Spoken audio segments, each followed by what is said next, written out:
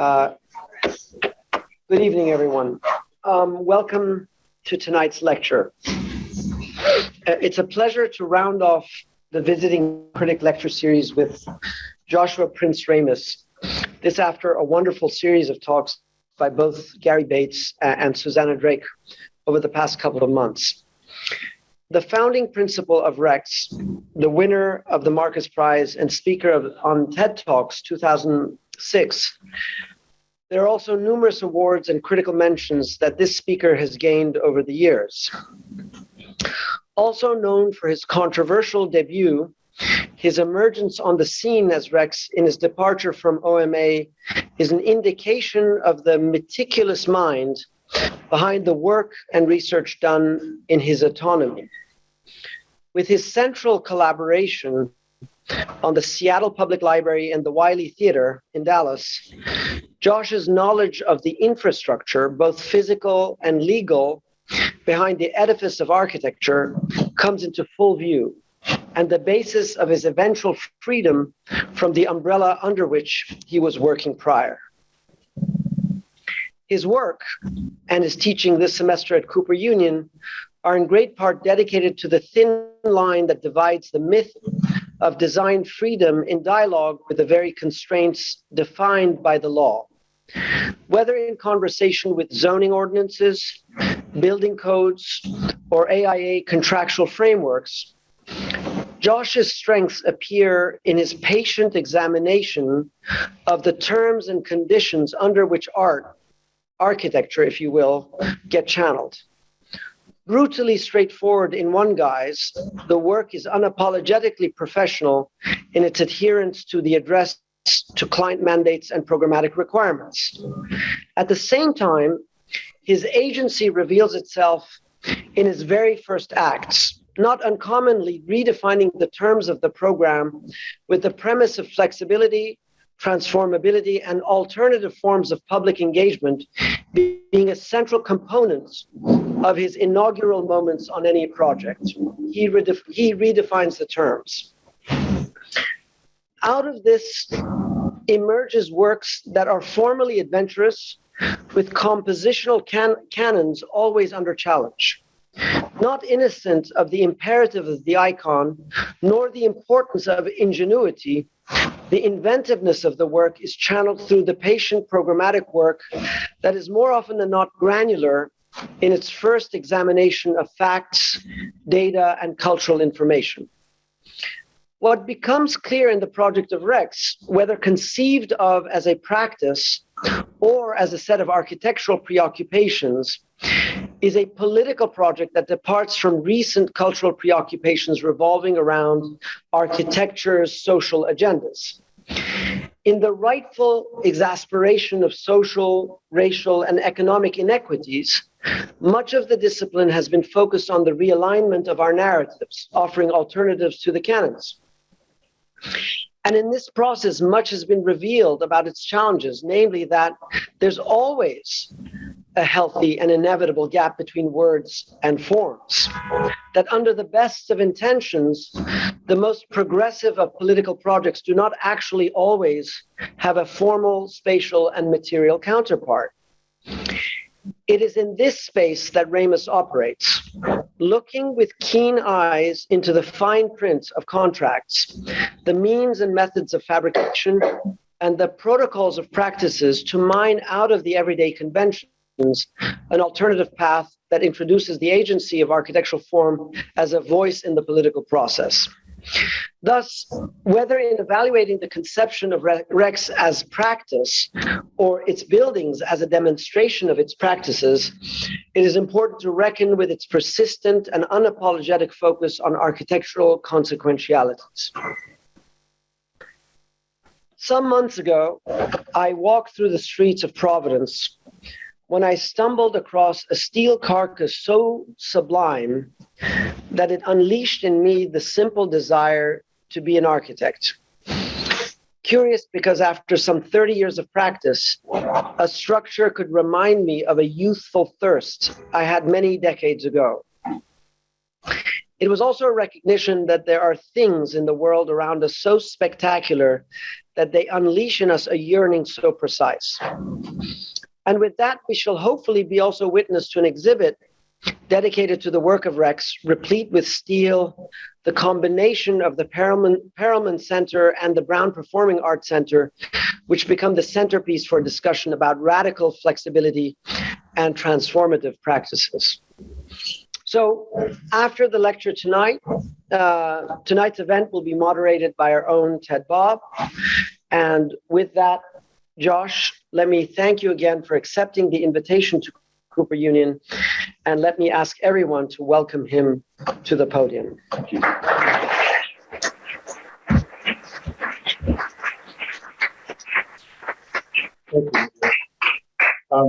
First, thank you very much. It's been a really extraordinary honor and pleasure to be in the school this semester. I want to start with a little bit of a preamble. First, great lectures are like great jazz. You set up a series of chord progressions, and then the intuition of the artist sort of sets in. I can tell you if those artists have not played their instruments for 2 years, it's not going to be good jazz. Joshua Ramus will likely not be Joshua Redmond tonight. The second has to do with the slides on here.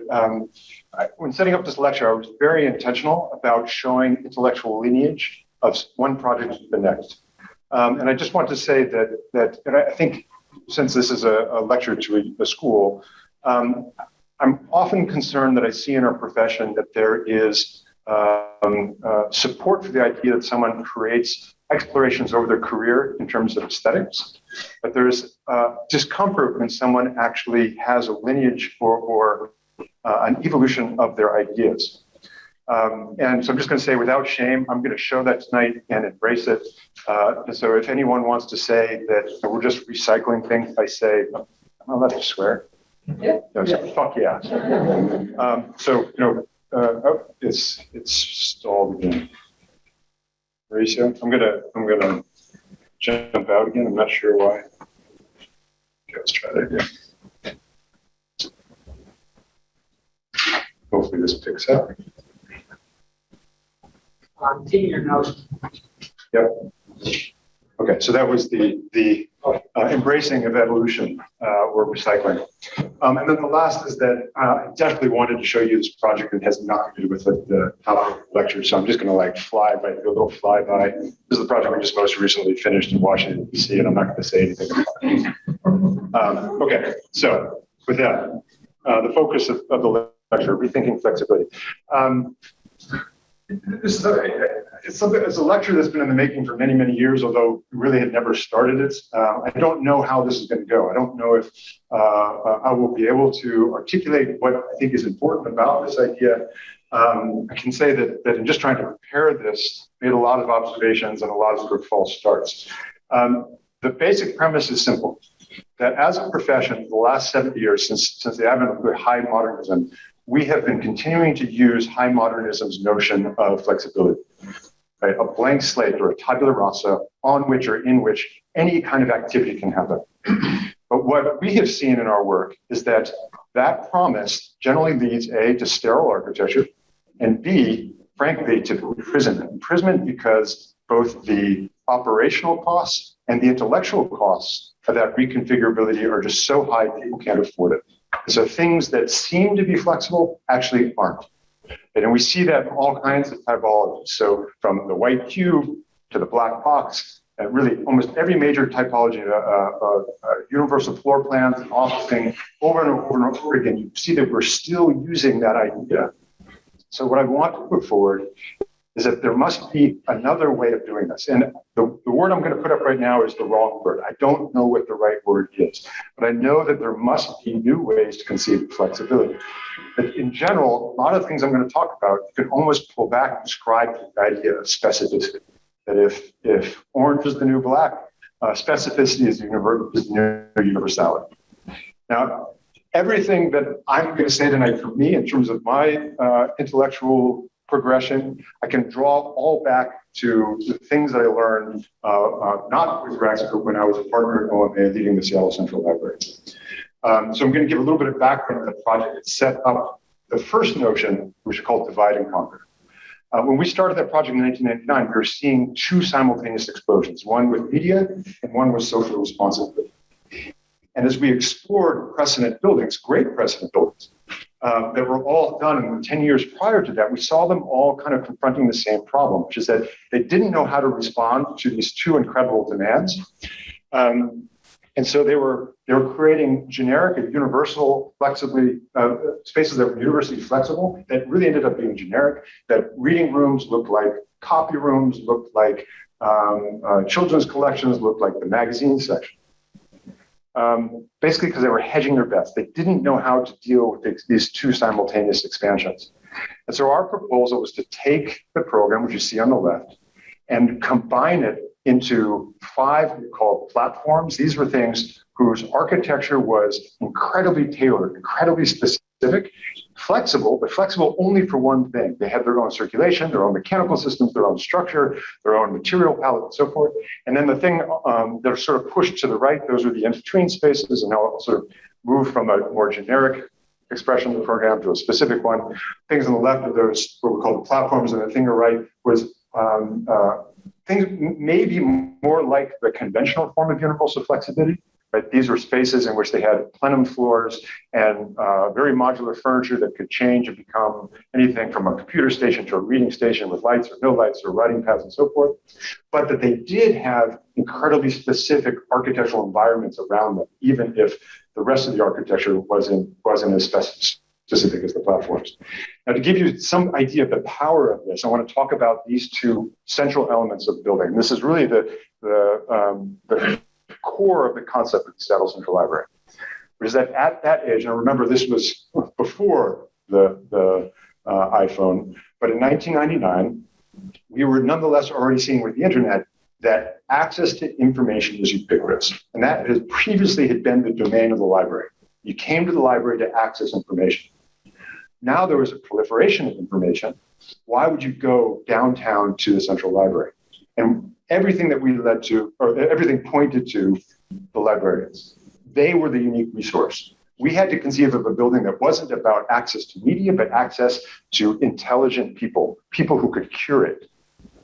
So if we could do anything, if this was the traditional system in which you had librarians unfortunately spread out through a large building in fiefdoms, they couldn't communicate, right? We're seeing this kind of reverse intellectual Pangea, where silos of information in pretty much every study are starting to come back together again, and you want librarians from different disciplines to be able to communicate with you to help you refine research and to be able to move between social theory and politics, maybe chemistry. I doubt it in that particular example.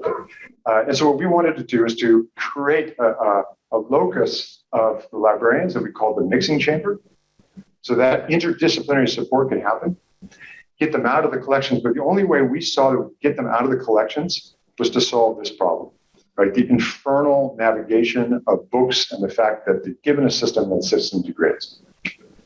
So we created what we called the book spiral. Now, we could only have done this if we had separated the program that we're only solving issues, in this case, of physical collections.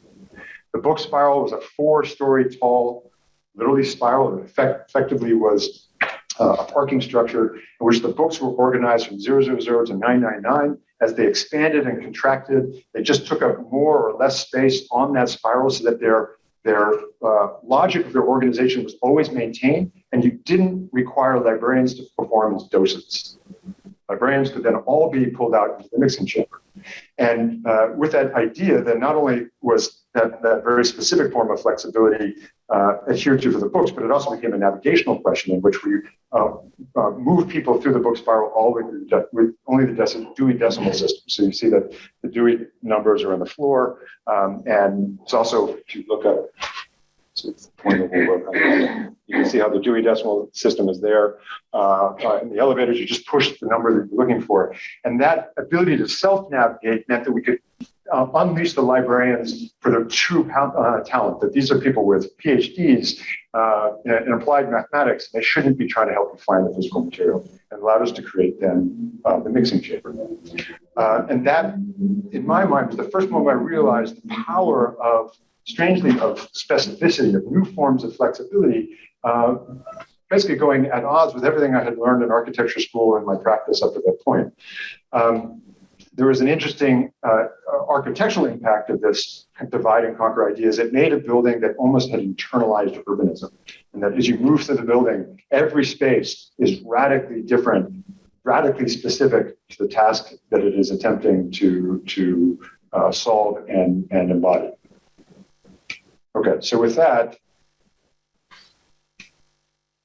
started conceiving the idea of divide and conquer. But divide and conquer, as you'll see later, divide and conquer was really about programs that were multivalent. They had lots of things in them. So now I'm going to switch from something that's a cultural project to a developer project and show the idea of divide and conquer, how it has potential there. This is a project that we're just starting construction documents on, Elizabeth Quay in Perth, Australia. The building, it's actually those two central structures in the screen. It's the sort of keystone of the development of Elizabeth Quay, in which this is how Perth is attempting, like most cities around the world, to draw its CBD down to the water. Our project has a combination of offices, hotel, and residential. What's interesting about that is actually so do pretty much all the other buildings around the quay. So that programmatically, it's not distinct. The architectural concept, when we presented the competition, we said this isn't a building, it's a development strategy. At first, it's purely architectural, that part of the strategy, which is let's take all those things that are normally congested at the base of these multi-use buildings. Say a lecture hall, a banquet hall, a ballroom, gym, restaurant, those things that really, for the most part, with the exception of maybe the restaurant, don't provide active life, street life, and move them up into the tower. That's actually something that the city wants because they wanted the ability to see activity up in the air, but it also, from an economic standpoint for our client, if there are 4 ballrooms on the quay, which do you think someone's going to rent for their wedding? The one that's on the second floor or the one with the view over the city? But it also freed up the base of the building, both to increase retail that might activate the streetscape, as well as to provide much more public space. So that was like a more conventional architectural argument, but the rest was all about development. When we proposed the constellation, I knew that our competitors were going to be doing very beautiful organic shapes, just because I knew who we were competing against. And we just took the totally banal dimensions that the brief demanded. So if a residential tower wanted a floor plate of this dimension, or an office block wanted a dimension of that, we simply accepted it. And we massaged the hotel and the residential so they could be in the same tower. And that became important. I'll say why in a moment. But essentially, we just made a composition out of ready-mades. That was important for the next reason, which is the building basically operates during our design as a stereo equalizer. Right? They can come in and they can adjust that watermark between the hotel and the residential, but they can also adjust the entire constellation. And when we made the presentation of the competition, we said this: here's the building.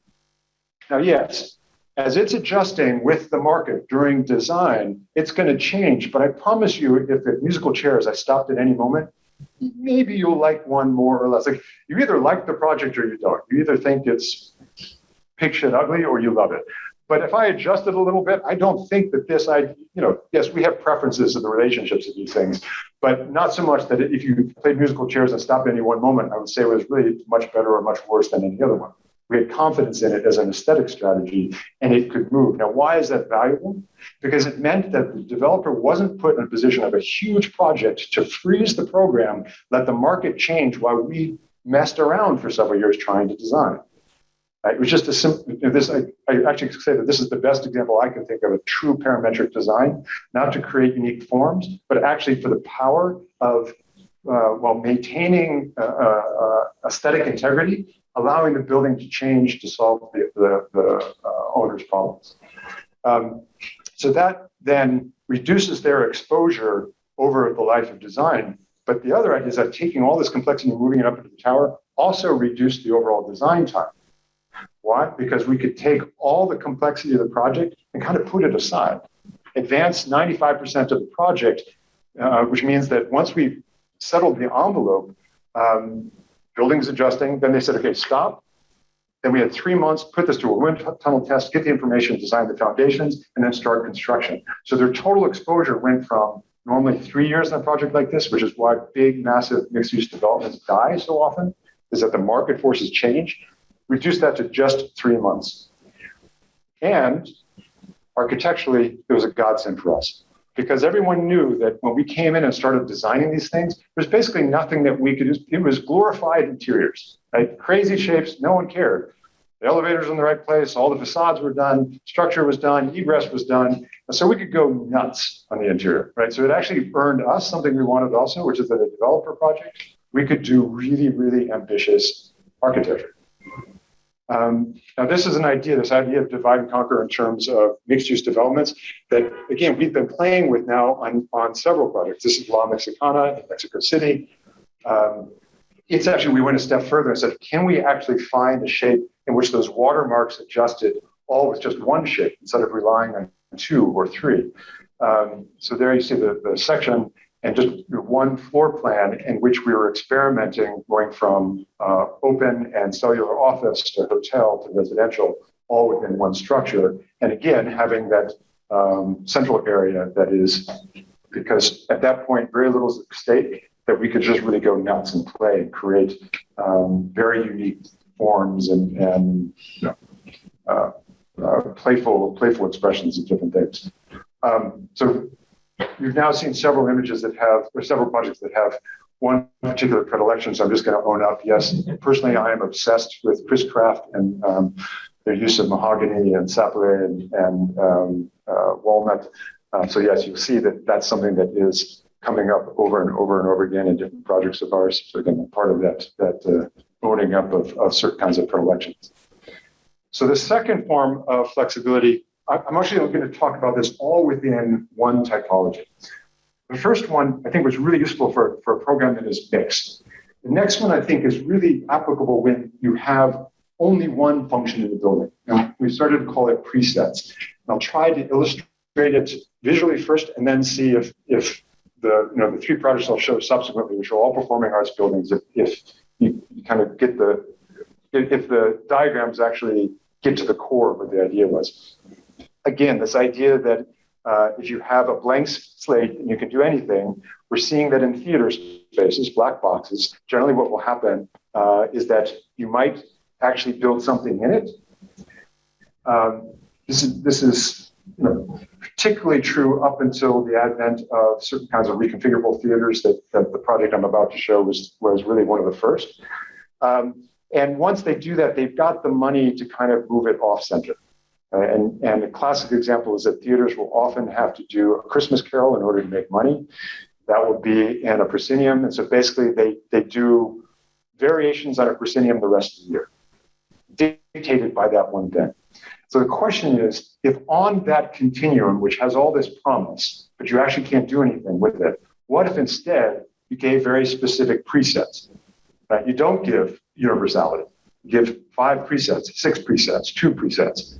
And then each one of those presets, you can see how they can kind of push it off the center. And all of a sudden you realize that with specificity, they actually get the full gamut, the full range of flexibility.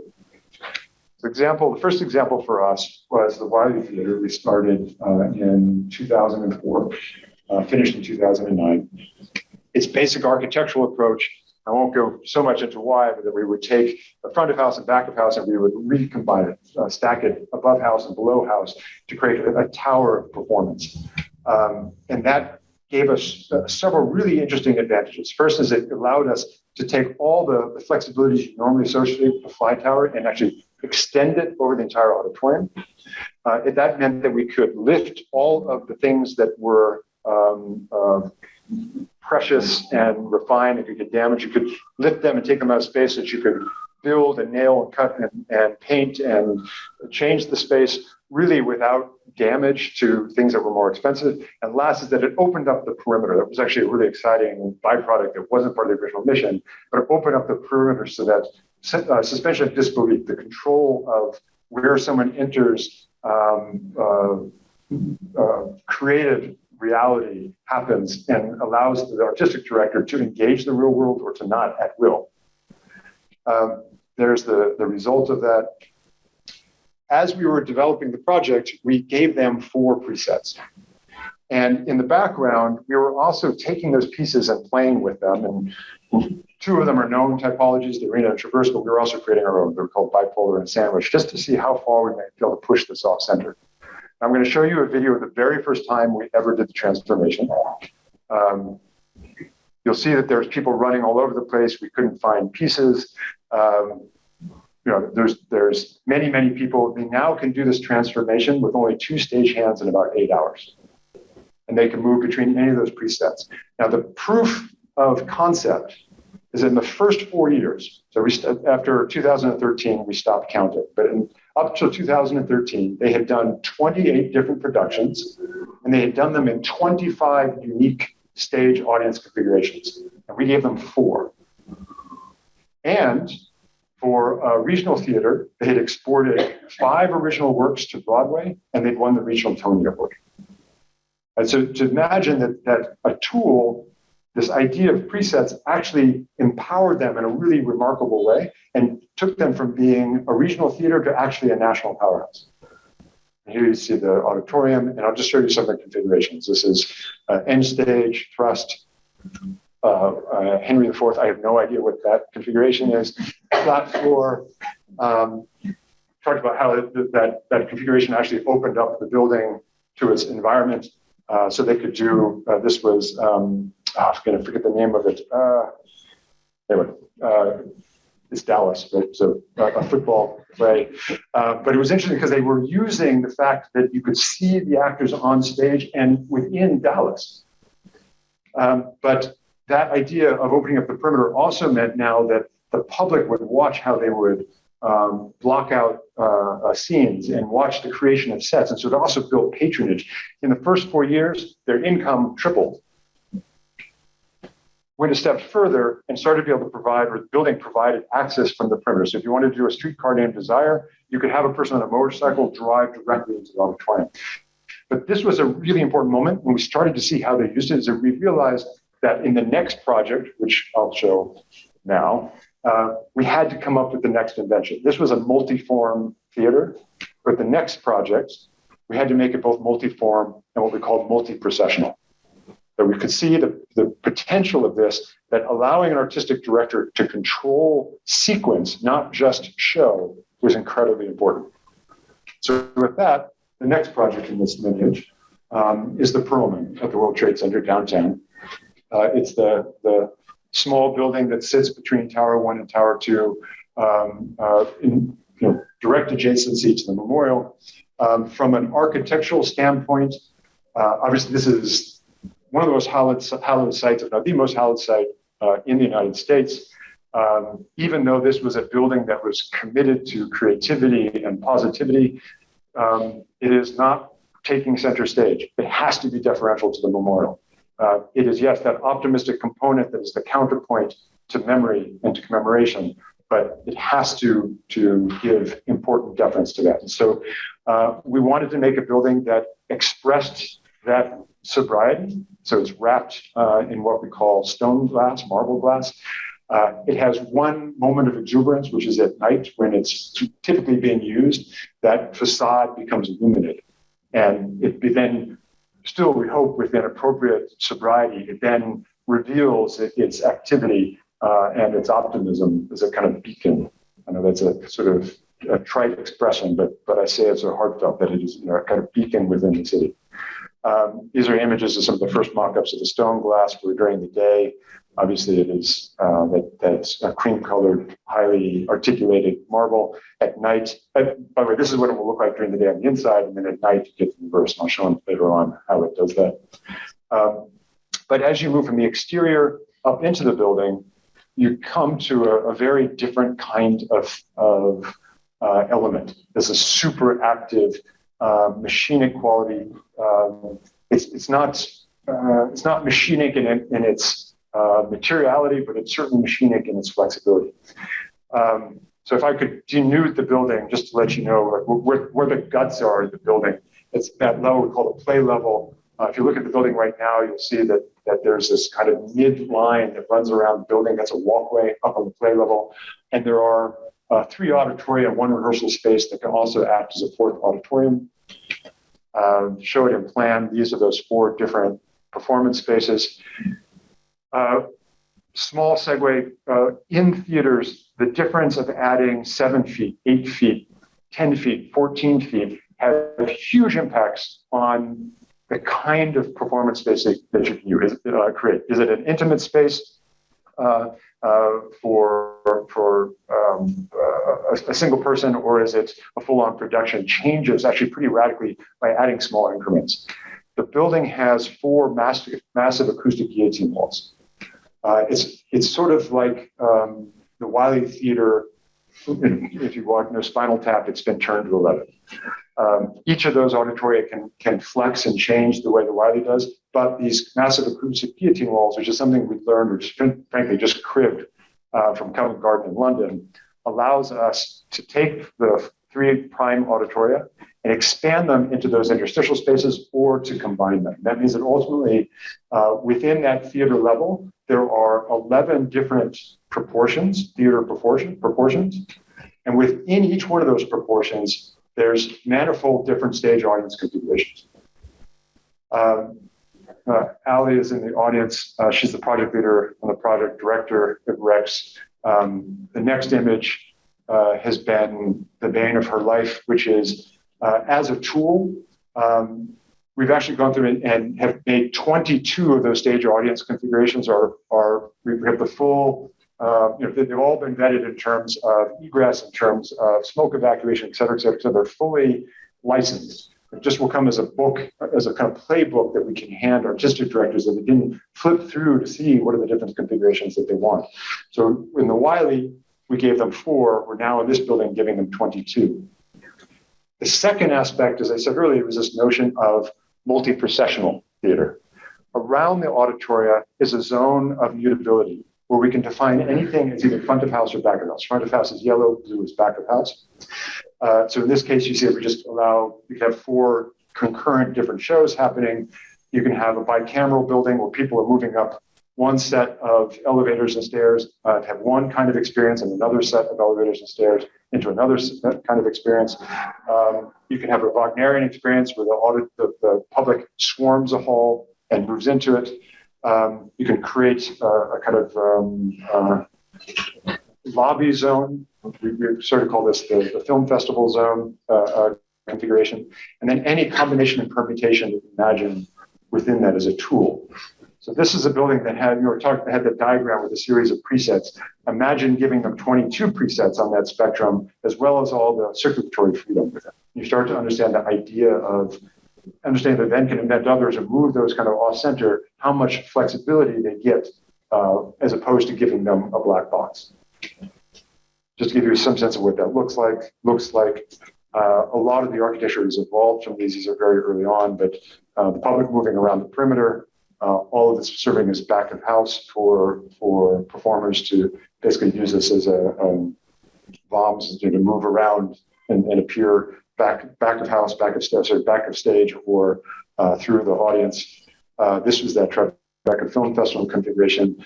This was another one that we talked a lot about, the ability for them to create spaces that almost act as palette cleansers. When we first did the Wiley Theater, over and over again, we heard artistic directors say that it took minutes, 10 minutes, 15 minutes to get the architecture out of the heads of their patrons, really as a critique. So we started to think of, well, if you can then create these spaces where suspension of disbelief is actually controlled earlier, it means that by the time a person gets into the auditorium, a lot of that has already happened. And then the Wagnerian sequence, and then looking at it from within an auditorium, 500 seats in the round, say 650 seats in an end stage, 800 seats in an end stage, and this would be for chamber, opera, and dance, and then 1,200 people in small rock concert. We've called the building the mystery box because we want the idea that every time someone comes to the building, that we take advantage of having veiled it, that they simply can't understand why the first time they come, they see a small, intimate performance, and the next time they come, they see a very large performance. And the more they use it, the more it mystifies them, the more it confounds their understanding of how the building operates. There's a different form of flexibility. This has to do with the design process. I'm not going to talk about it, but obviously stone is a very unpredictable material. That meant that the building went from what I showed as the rendering now to this. And now I'm going to show it in its current status. This was last week. Here you see what happens to the stone marble with the daylight coming through it. The stone is illuminated on the interior by these massive high polished stainless steel chandeliers that ring the building, and they project up and down to create a uniform light spread. An image of Auditoria A, and then here you see the full L of Auditoria. This was some time ago. Currently, if you saw it, it would just look like big gypsum boxes. And then the wrapping of the interiors are with this, again, walnut, highly scalloped wood, which is also a discussion about flexibility in terms of creating an incredibly variegated acoustic environment, but that's for a different lecture. But I wanted to make the segue from this to the next, which is, you see, we also have a weird predilection for fluid. You saw that in the first building, you see it in this one, you see it on the geometry of the Auditoria. All I can say is that's between us and our therapist. So the next project is the next evolution of this idea. If the Perlman was taking predominantly theatrical space and providing different presets within theatrical space, with the ability to do other kinds of performances, but it is fairly tuned towards really being theater that's done there. Brown is a different animal. It only has one hall, but unlike the Perlman, it's effectively like a massive Holberman structure. Everything in that one hall can transform. Brown had two radically diametrically opposed needs. They have a great symphony orchestra. Symphony orchestras need high volume. And they have Brown Arts Initiative, which is placing Brown on the map as being the creative ivy. As a Yale alum, I have difficulty saying that, but that's their ambition, not just to have incredible profit from, I don't mean profit economically, but sort of intellectual profit from intermingling the arts, but actually intermingling the arts with all of their disciplines. They want chemistry students working with drama students in this new building. So they created something called the Brown Arts Initiative. And the thing on the left is a building at Virginia Tech that more meets that demand. It's a high-tech black box, if you will. These things really generally don't marry. One is small and intimate, one needs enormous amount of volume. They had one really unusual advantage. It's Providence. Providence is not big. Brown is not big. So while the symphony orchestra is exceptional, they only performed about 500 people, not 2,200 people, not 2,800 people. And that meant that if we could take that volume and shoot it up into the air, giving us actually a lot of flexibility for the other programs, we had this rare opportunity to create a beast that's never been made before. There's a single building that moves between something as small and intimate as a very small experimental media cave, to a recital space, to an end stage theater, to a full-blown 110-piece symphony orchestra space with an 80-person chorus. We also learned from the Wiley, they wanted things happening on stage to bleed out into the campus. They wanted the campus to bleed in, and so we took that very literally and created this zone where the students could actually constantly be aggregating around the creation of art and contributing to the creation of art, seeing into the building. So I'll just take you through the evolutions and just look how every surface, floor, ceiling, all the walls, two of the side walls actually have discrete, each has two elements that are moving within it. So I'm going to go from the large space and take it down to the experimental media. So you see how the side, the back wall and the roof comes down, the ceiling reflectors now go into the recital mode, so it becomes a long shoebox. Ceiling takes a geometry that's conducive to the acoustics for small music groups and a rake for the auditorium, then go to an end stage configuration. In this case, the ceiling actually is not doing very much. So for the most part, it's just getting out of the way. And then from there into the symphony orchestra configuration. So it's All the surfaces are changing, and a lot of the surfaces, you'll see things extending and contracting. That's variable acoustics. So it's going from acoustically reflective to acoustically absorptive and sometimes in between. Last configuration is we just thought, given the size of Brown, if they could actually do graduation in the building, that would actually be exceptional if they didn't have to do rain delays for graduation. To show you what that looks like, this is the hall, experimental media, recital, in-stage theater, symphony orchestra, banquet. That's the building. This is it in its current status. Again, you see that predilection for fluting. So I've shown you now fluting in wood, fluting in glass, and fluting in extruded aluminum. And this is the juice of the project, right? The main hall. I won't go through all the things that you're seeing that are the beginnings of all this mechanization. There's one really amazing architectural conceit, which is that we have these two large cores. Oh, come back to it.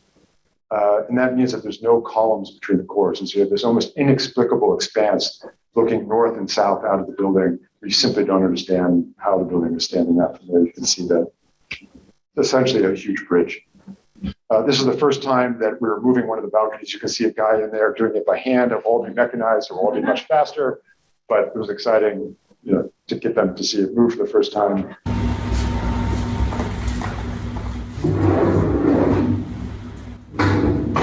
Imagine as the balconies are moving, very important that maintain your life safety for egress and pass. So this is something you have to engineer. These are the variable elements, the acoustic reflectors in the ceiling, which can drop and take different geometries, and then the IGUS chains. This is the building is wildly wired, and not only are you moving things that have incredibly sophisticated theatrical equipment on it, but they also have to be able to be moved where if someone's finger is right here and it begins to get near the finger, the thing stops. Right, so it's very sophisticated, not only in its performance innovation, but also its life safety innovation. Okay. So the last form of flexibility I want to talk about, we call flexible array. And the best way I can illustrate it, less with a diagram and just with an image, and I'm going to talk about it predominantly, not totally, but predominantly within the context of art museums. The idea of the flexible array is that think of how an artist, a painter or a print worker often will work. They stare at a white canvas and they're petrified.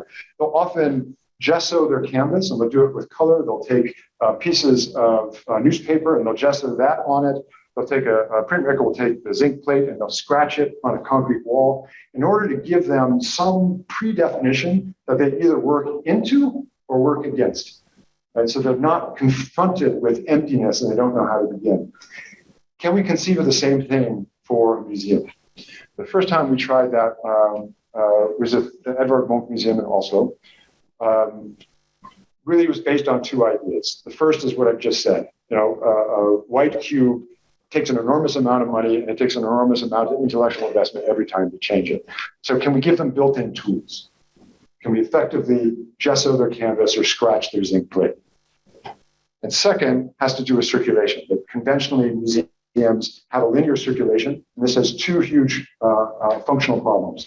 The first is that it's an enormous, if you think about the Guggenheim, you can't do a small show in the Guggenheim, right? It's a big space. So they have to do blockbuster after blockbuster after blockbuster, and that's daunting as hell. And the second is that you can't, even if you wanted to do or make a change in one gallery, the moment you do that, you break the system. You break the system, and so you have to shut the place down. So it only exacerbates their economic problem. So the proposal then was, could we actually put the circulation around the perimeter? Now they could access any gallery at will, and they have the art installation machinery in the center of the building that they can access anywhere in the galleries. So the result was this. This is when we presented the project, it's right next to the incredible Opera House by Snow, which has a huge importance iconographically in the city of Oslo. So we talked about this building shouldn't compete iconographically. Its iconography should be based on its unique performance. And within those galleries, there are 8 different types. The first, classical gallery, which is a replica of their National Museum, Munch's studio space in Eckley, what we call the Villa Gallery, it's like the Frick. Shaped Gallery, you could call this Bilbao. Universal Gallery, or National Gallery, you can start to see how we're making references to other things. A Chelsea Gallery, any number of spectacular Renzo Piano museums, a crib off of one of our own projects that was the first building I ever built that it also got torn down before I ever built the second one, which is the Guggenheim in Las Vegas. And then you see the impact of that, the circulation that wraps around it, this incredible expression of different kinds of gallery spaces. So what did that mean in terms of their flexibility? A curator could do one big show. They could do 8 small shows. They can do a show that uses some of the galleries and not others, and very much like one of the best museums I've ever been in, with the Louisiana Museum in Denmark, this idea that you see something and then you have a moment of respite. When you go back into another gallery, you have a moment of respite. 4 of the 8 galleries had their own forms of flexible moving walls, not all of them, but 4 of them. The reason for that is we could take those galleries, which were all contemporary, and make them classical galleries. The original brief was 3/8 contemporary, 5/8 classical. So we had to show them that we're meeting your need, but we're giving you a whole spectrum of other things that you didn't expect. Take that a step further. 3 of the galleries could actually move the walls out entirely through mechanization to make something that was the dimension of the turbine hall at the Tate. Again, now they can loan things from other institutions that are pre-curated and move them into this building. And there you see the final expression of the project, its section, one of the competition winners. Okay, so the next project was an evolution of that, but it happened at a time in which Hans Ulrich Obrist, who is one of the best contemporary thinkers in terms of art and curation alive, wrote this as a preamble for the competition. I'm thinking of a complex superstring museum with at least 11 dimensions, the classic white cube with straight walls, as well as the black box for video art, chapels, dream departments, gardens, house museums, labs, media museums, mobile museums, contemporary museums, artist museums, and anti-museums. All of a sudden, we felt vindicated. Someone really smart actually was saying something that we were trying to advocate for in this competition for Edvard Munch. It also, the competition for the Museum of the 20th Century, it had both the stress and the excitement of being next to the single greatest example that I'm talking about. The first, I think, one of the best buildings ever made, maybe second only to the Binding Rare Books Library, that they're asking us to do a contemporary building here, right next to the world's greatest high modernist frame that we've been trying to think of creating the counterpoint to. So you can imagine that we kind of went nuts with the project. So we did this. This was directly across the way.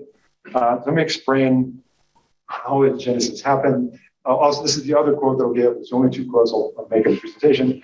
A lively alternation of larger and smaller rooms that are clearly defined fixed spatial volumes, offering the greatest possible flexibility. There should be no explicit round tour. Rather, there should be many paths and single avenues through the exhibition spaces available for individual selection. Again, we felt like this is one they're channeling us. The reality is, I think they were actually challenging another museum. I probably can guess what it is. I generally try not to show other people's work in my own lectures, but there was a precedent for that. And it is a great museum. It has one Achilles heel, and actually it has 2 Achilles heels. One is, for all of its spatial excitement, meeting exactly what was in this quote, it is a logistical navigational nightmare. I've been there twice, and both times I couldn't find anything. Beautiful, but confounding. And so our initial proposal was to create what we called a gridded gradation. Could we take all that variability, but just make it a little more OCD like we are? Now people can navigate. Then the second advantage is that idea of curatorial dimension. The first museum that I'm talking about, that kind of highly variegated, but without a rigid navigational system, they could really do two things. They could have shows that are of random dimensions rooms, and they could subdivide the larger ones to just have small rooms.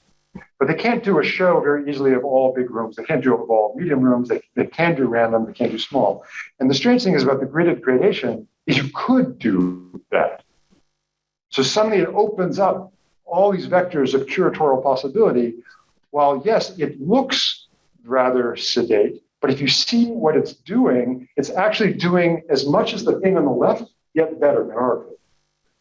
Now on the site, all of the gallery space wouldn't fit on one floor, so we stacked it in two. That gave us an opportunity to slope the upper floor. Now we have not only different dimension in plan, but also in height. We pushed the gallery array up against the glass, so some of them could have daylight control and others would always be darkened. And then we added a whole host of like weird interventions, double height spaces that had cupola, skylights, things like that would start to create much more the way Hans Obrist talked about this, yet another level of specificity with which or against which the curators could operate. So there you see the final diagrammatic expression, the building in sight adjacent to Mies, and there you see the plan, the upper plan, lower plan, and that adjacency between high modernist universal flexibility and tailored flexibility. In this case, specificity through what we're calling an array.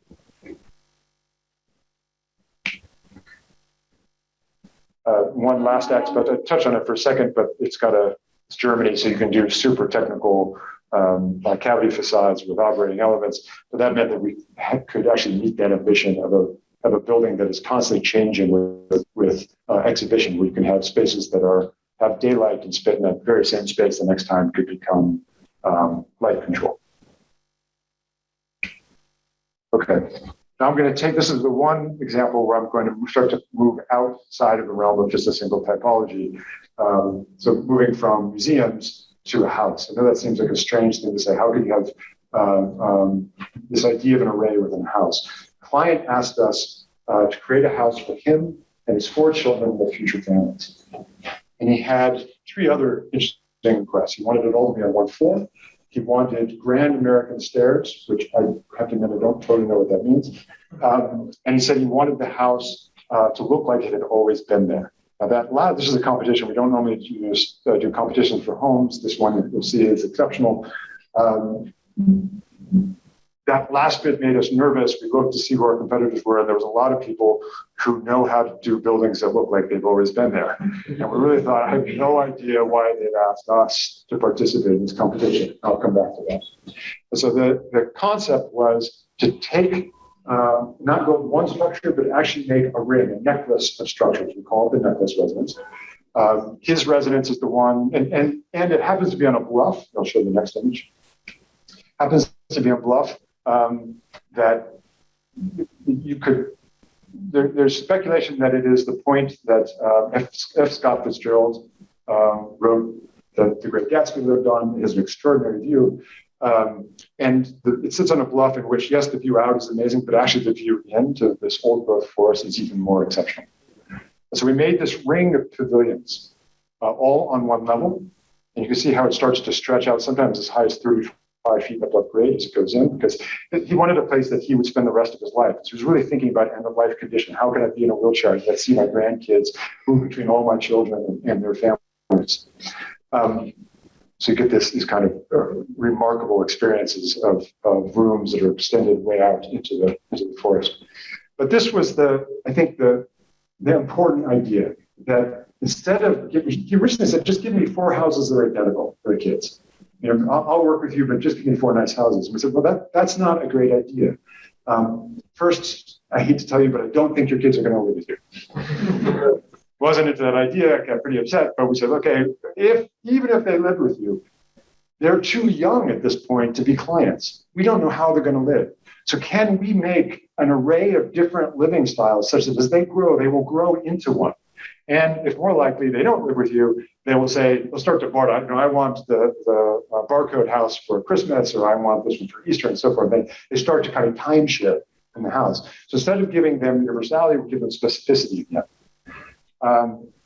This is the ultimate expression of the plan. We abstracted 5 very important mid-century modern American homes with different kind of living styles.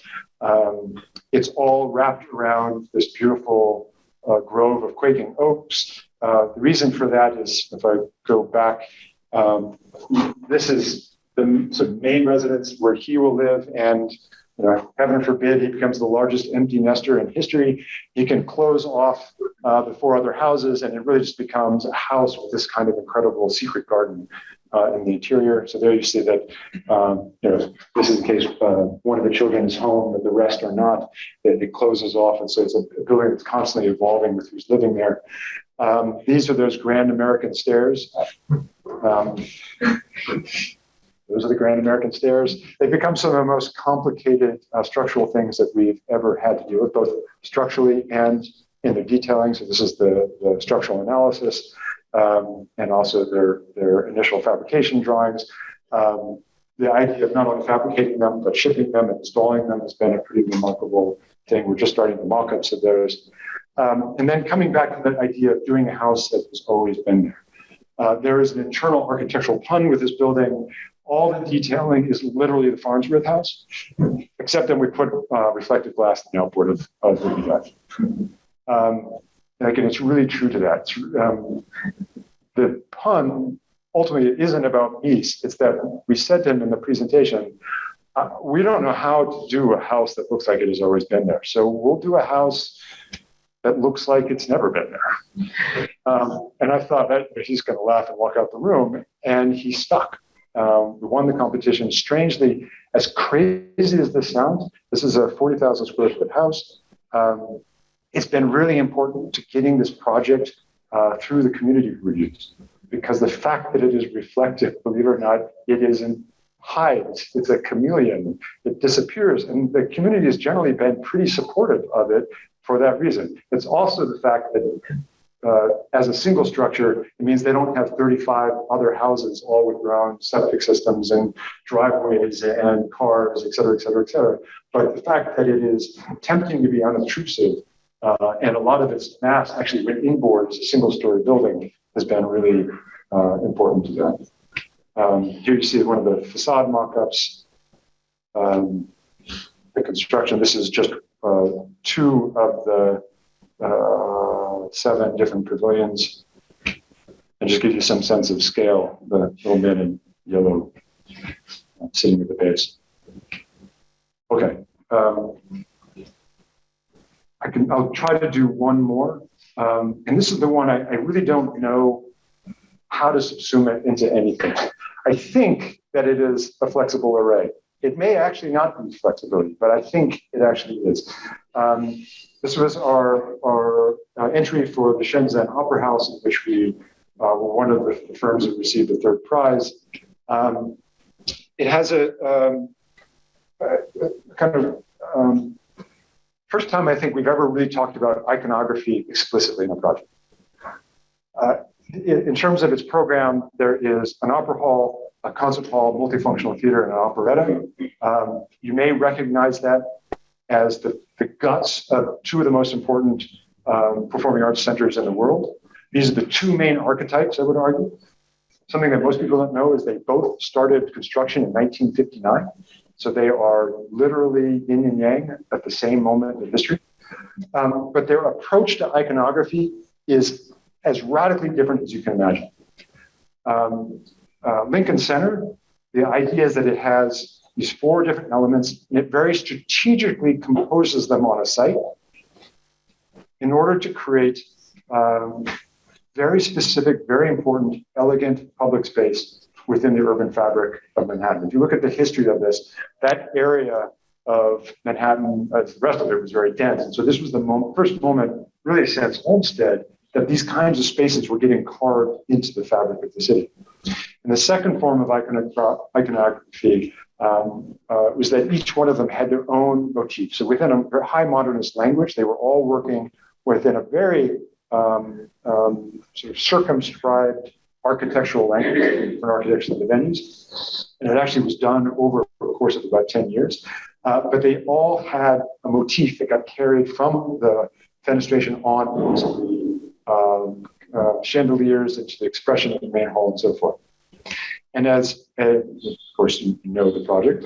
And then its contrapositive was the Sydney Opera House, which I will say I love it as a building, but I have huge issues with it and what I think it has done to precedents for performing arts centers.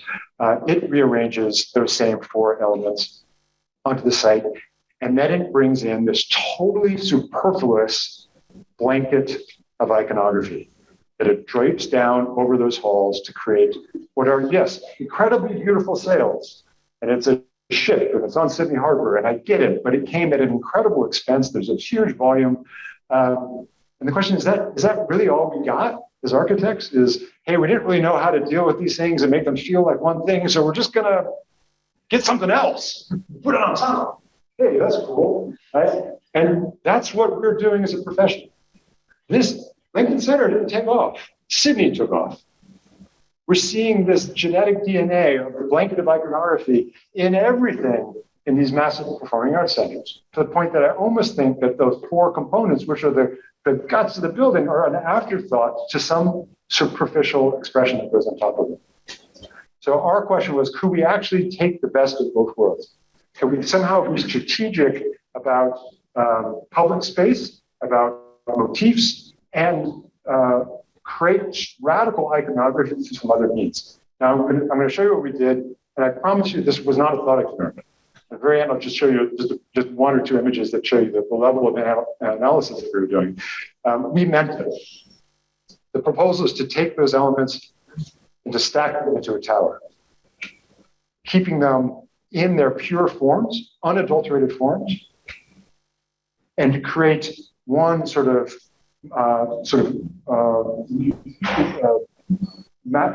the right term? Sorry, I wanted to use the German, and it's evading me. But one pure expression of these individual things aggregate. But in terms of flexibility, it actually, the advantage is that you create what's clearly an icon. You also free up the entire site. This is an incredible site on the water in the middle of Shenzhen Harbor, in which that idea of creating public space is part of the core mission. We didn't want to just end up populating it and sort of carve out little areas of public space, but actually gift the entire thing back to the city. And there you see the expression. And again, we were serious. This is not, there's no tongue in cheek. There was no, again, it wasn't a thought experiment. It wasn't paper architecture. If you were to X-ray the building, you see the four different auditoria. Structurally, their halls are cantilevered off of this kind of uber support structure. Their backstage and so forth, are cantilevered in the other direction. But that consolidated core became a circulation superhighway. So all of a sudden now, dressing rooms anywhere in the building could be used by any one of the performance spaces. Wig shops could be used by any one of the performance spaces. If you didn't have enough dressing rooms, you could grab another one. If you have a problem with the start of the opera, there are technicians in all the different auditoria who would stockpile this in an instant. Right? The amounts of efficiencies that we found were extraordinary to argue for something that seems kind of crazy at first blush, actually led to a wild amount of productive synergy and efficiency. And it also made what I think is the most beautiful section that we've done today. You see that the architectural expression, we used the same palette for all four of the auditoria. We just changed the motifs. This is the diagram. This is just one of the analyses for just one of the elevator banks for one of the halls. Like understanding in terms of the load in time and the time to bring everyone out of the hall. So just to get people up there, the largest one, the opera hall, the worst average waiting time during any 5-minute period was 1.5 seconds. That's the advantage of taking all the elevators you're going to have anyway and being able to put them all into one building. So it seems crazy, actually was profoundly performative. In order to get everyone out of the hall, it's considered to be sort of good performance. You can get everyone out of the hall in 20 minutes. The opera hall, so the third of the four, was at 7 minutes. And then that motif, you see the expression that each one of the halls had their own motif. Here you see the opera house, you see the multi-form theater up above. That motif gets carried into the auditoria, to the lobbies, and their chandeliers, and then into the main spaces. So that's the opera hall. And this is the operetta and concert hall. And again, you see that motif that comes from the screens into the lobby and then into the main performance space.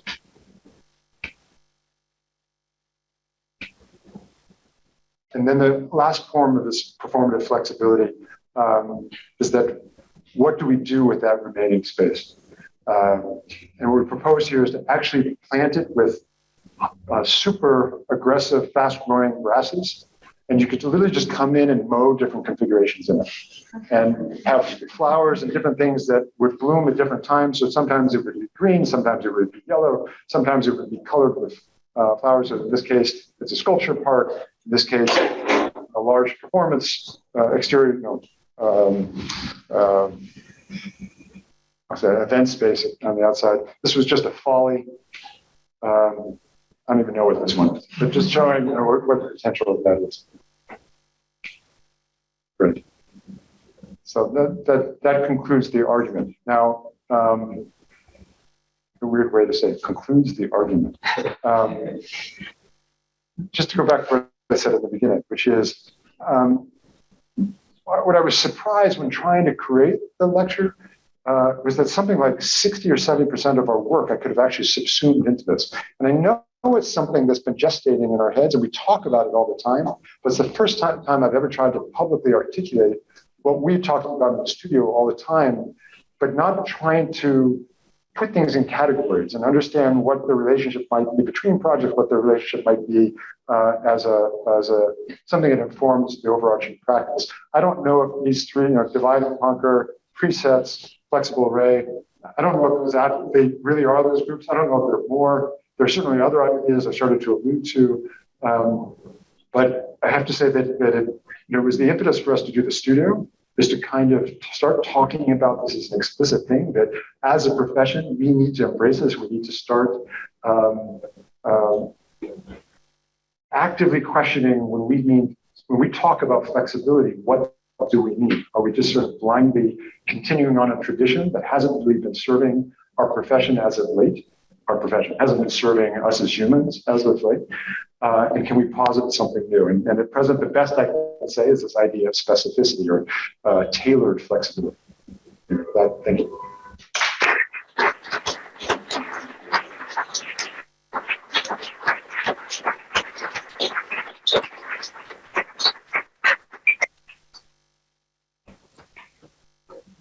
I'll move up a little closer. How do we do this? So at least for our Zoom audience, we'll share a microphone here. Well,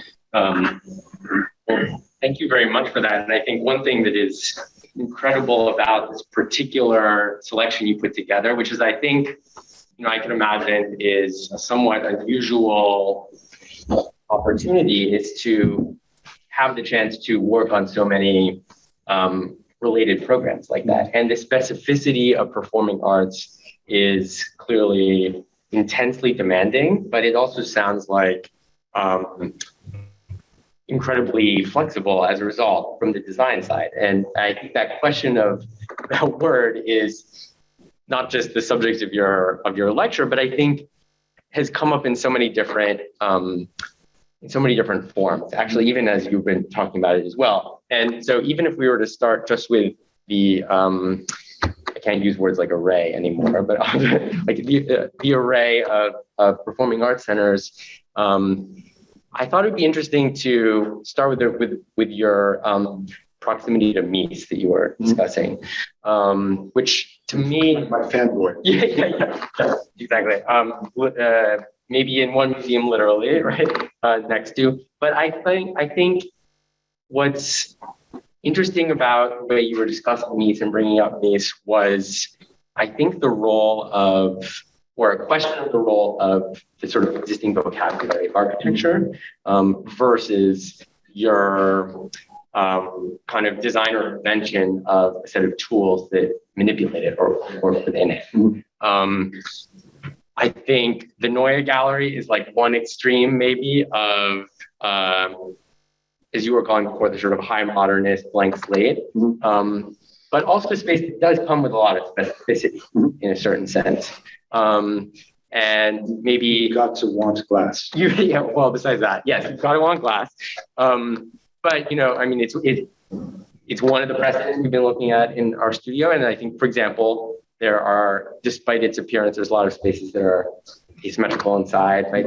There's a kind of play within the modernist language. And if we were to even go back to an example like the Barcelona Pavilion or the Tugendhat House, it's a kind of, as you were calling, a kind of array of spaces too. So I was wondering if you could speak a little about kind of the role of choosing or inheriting some types or typologies as part of your vocabulary of flexibility versus the conditions where you have kind of, let's say, authored a variable of your own. And by that, I mean the example of gradient versus like the cupola, right?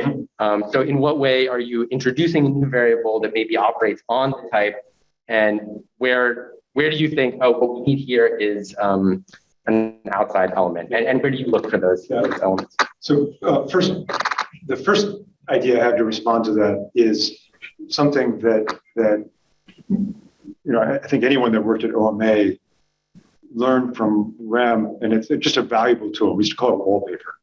And I didn't really understand its true value for a long time, which is that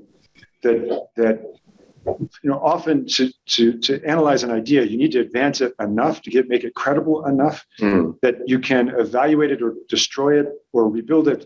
And so the idea that you wallpaper something, you just take something that already exists and you stick it in there, and it already gives it a level of credibility so that you're not bothered by its lack of resolution. It allows you to step back as if it was further along and evaluate.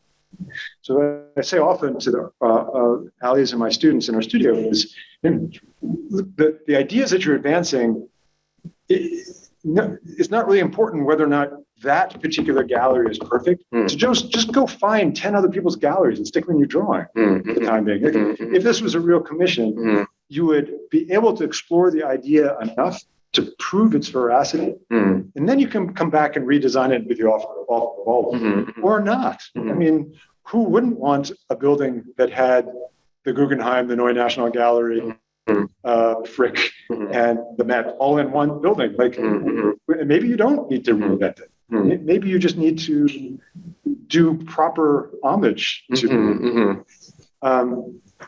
Do you think that has to do with those types being familiar or canonized? Like, could that work? For example, those are all galleries, right? Does that work from other typology? When we started Shenzhen, I mean, those spaces, we started with La Scala, and then we started with a combination between the Schaubühne, because it has this amazing symphony in the round, vineyard seating, along with Vienna. Like, I mean, we were literally taking known precedents and starting it as a basis. Why? Because they're the best spaces in the world. And they're the best spaces for a reason. Like, they hit it out of the park in terms of acoustic and intimacy. So why not start there? Like, and we have great theater consultants and great acousticians who obviously understand the science behind movies better than we do. So we could then take those and then begin to massage them to contemporize them. Is that a word? But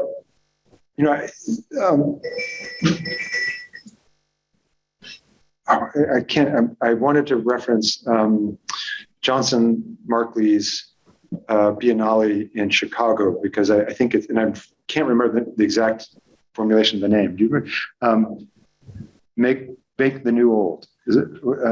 Anyway, as I understand the idea of the Biennale was basically that newness, it's really tired.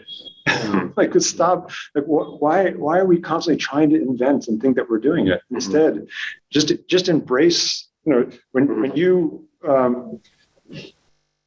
develop an idea in the people who just developed the new mRNA drugs, they didn't just start in a vacuum. They started in this long history of science. Same thing I was saying in the very beginning about how we embrace, we have no shame in evolving our own ideas. Why not? I mean, you can get the Nobel Prize for actually proving something doesn't work. Like taking history and saying, yeah, okay, let's not wasting more time on that, Nobel Prize. I mean, it's not that easy, but in architecture, somehow that's considered a failure. Why can't we have in our intellectual lives as architects these lineages where we're exploring an idea that comes to many, many projects, and maybe the exploration isn't even just ours. Maybe we are picking up someone else's ideas. Maybe we're bastardizing them. Maybe we're evolving them. I don't know. I mean, I'm sure there's enough East purists out there who just think that we would even consider doing what we did next to the building blasphemy. But to me, that's an extraordinary building and has a set of ideas, and those set of ideas opened up a new line of intellectual inquiry. And why not pick that up? And without shame. That's great. I mean, I think it's interesting to think about the way that your projects have recontextualized those ready-mades, as you called them. Because I mean, the way you're talking about them talks about their strength or their facility in doing the thing that they were doing. But obviously, the moment you are collaging them into a new setting, you have a lot of new opportunities too. And I think one thing that to me went a little unsaid in the flexibility reconfigurability question is not just how, like in the theater settings, how the spaces themselves could be reconfigured, but how all of the public spaces and all of the secondary spaces are also not being necessarily quote optimized, but how those can actually be vented maybe as a byproduct almost of that flexibility. In the case of, by the way, I think is something that we definitely, I learned through the success of the Seattle Library, that public trajectory through the building wasn't the initial, it was the part of the initial impulse, but we didn't understand the power of that, of taking a city where it rains most of the time and that really has a problem with an absence of public space. There are very few parks in Seattle, and suddenly there is this public trajectory that wraps through the building that was the byproduct of our initial thinking. Was a really powerful thing to learn. Do you think that in the examples you showed, the flexibility agenda was about the primary spaces. Can you speak a little bit about kind of how the flexibility agenda works? Let's say, I don't know the right word for this, but the back, like how does the outside of the theater, or how do the other spaces have to adjust or respond or otherwise accommodate the flexibility of primary space? That's the space with the concerns of acoustics and all that, but there's clearly the infrastructure of that operation. I mean, those things also can't be generic. And the thing that just came to mind, and I'm looking right at Allie again, she's living this now for 7 years, is that in the Perlman, what isn't readily apparent is all of the very specific things we had to do in order to support 3 main auditoria and a rehearsal space that could reconfigure. So typically you put your dressing rooms backstage for a reason, they just come on stage. But suddenly if you don't know where backstage is, you have to be able to plan all different kinds of ways for the cast to move through the building and sort of pop up Deus Ex Machina anywhere up on that plate above. And so what you don't know is there's this kind of amazing infrastructure of support spaces that happens directly underneath it. It's almost like an invisible floor. Strangely, it's a similar thing that we did in the Seattle Library. There is the building, we realized very early on in the project that most libraries, for whatever reason, they do their sorting in the central library, and it taxes the vertical circulation of the building. And so the Seattle Library has this invisible floor between 4th Avenue and 5th Avenue that no one really knows is there. All the trucks coming out, they resort, and they never touch the vertical circulation of the building. So this idea that the back of house is now more conventional, it also becomes incredibly prescriptive based on the decisions that you're making about the front spaces. They're not throwaway spaces. They're not just okay, then do that. They, the amount of resolution that goes into those areas is remarkable.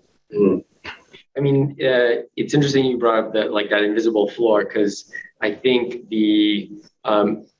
the examples you showed, the case I saw that most clearly was the description of the Wiley Fly Tower, in that there's a facilitator space, which is actually enormous, right? It's like a large portion of the building, which is in service of the flexibility of another part. So there's a kind of like served and service relationship of some of these spaces. I wonder if you could speak a little more about what other fly towers are hidden in some of these. Actually, like I said, there's another interesting aspect of Wiley, which is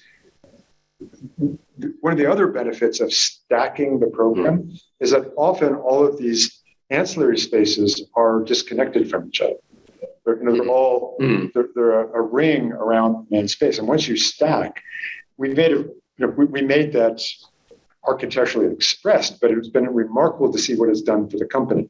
Is the company meaning not just the performer, not just the creative side, but also the management side, is that all those spaces interconnect.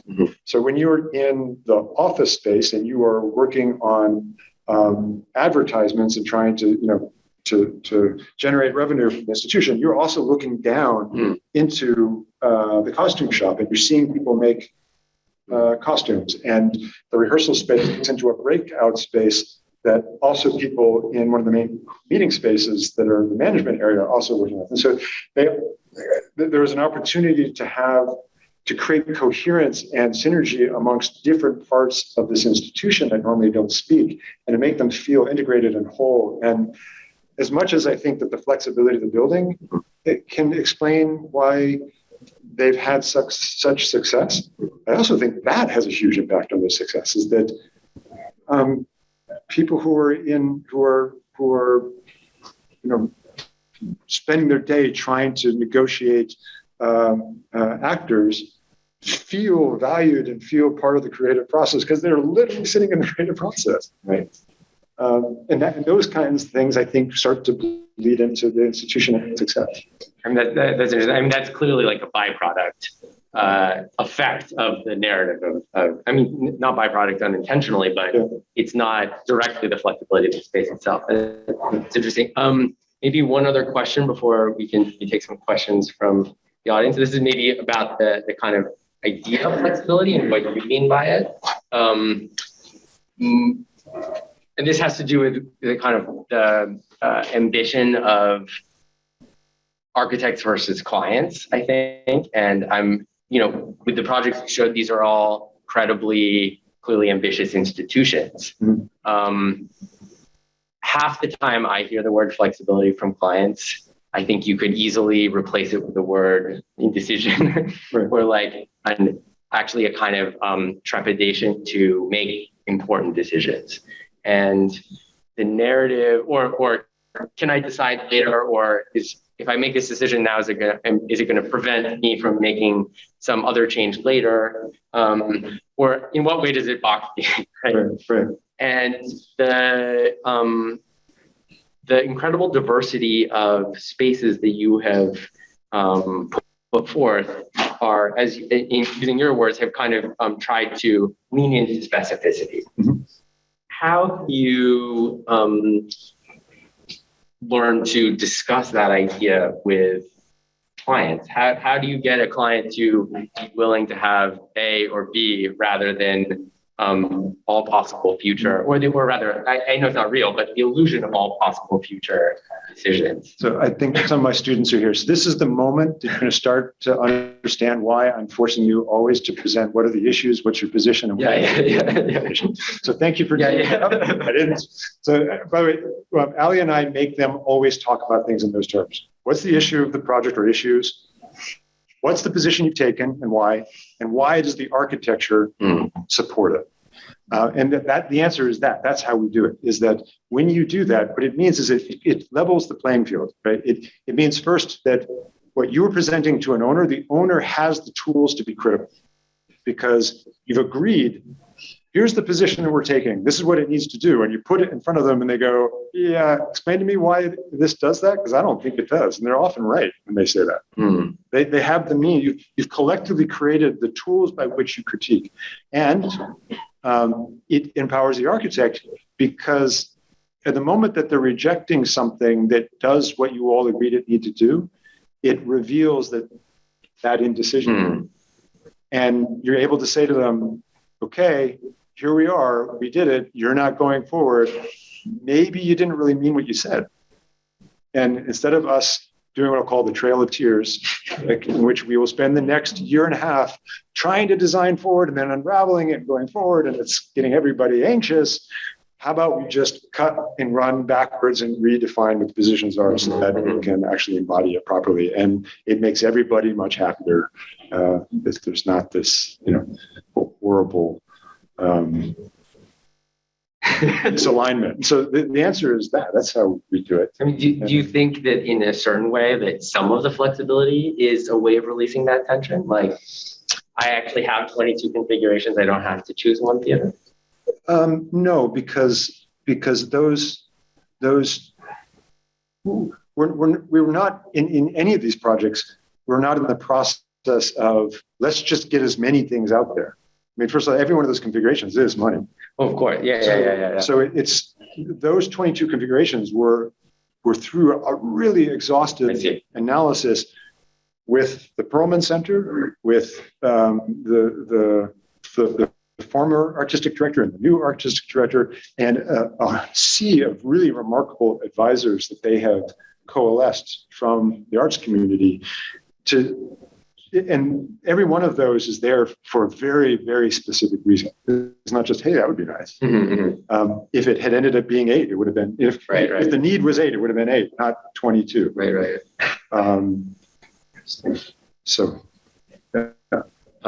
Well, I think maybe we can open it up if there's some questions from the audience. We have, I think, a question from the chat here. Maybe we can just get started there. Okay. Or vice versa, if we want. I can open it up.